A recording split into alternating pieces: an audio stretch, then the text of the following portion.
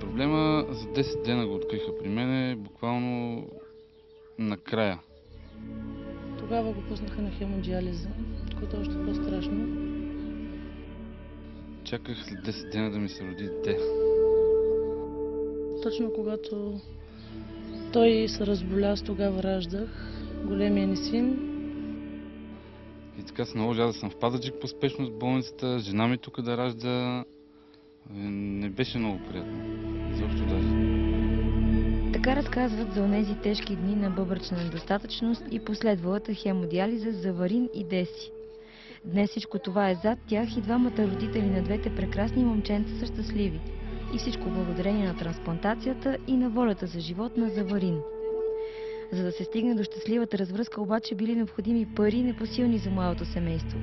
Той въобще не помислил да си остане поредният в безкрайния списък на чакащите. Средствата са събрани за 1 година. Най-благодарен е обаче на съпругата си и не спира да го повтаря.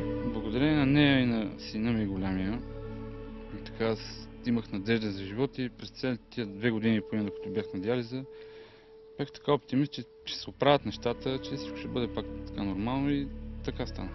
Детето голямото знае ли какво му била на татко? Да, знае. Абсолютно всичко знае, че тати е с едно бъбрече, че е присъдено. Вини обаче не иска да разказва за болестта на татко. Предпочита да говори за сегашните им хубави дни.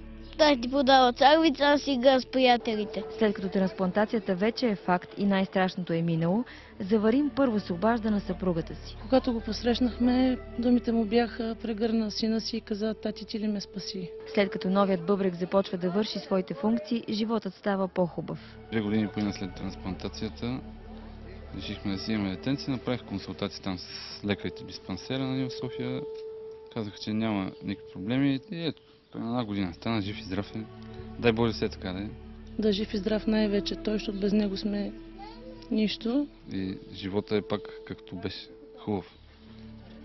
Днес Заварин е пълноценен и полезен човек и на обществото, и на семейството си. Но разказва своята история, за да промени мисленето на хората относно донорството и да отправи своето послание.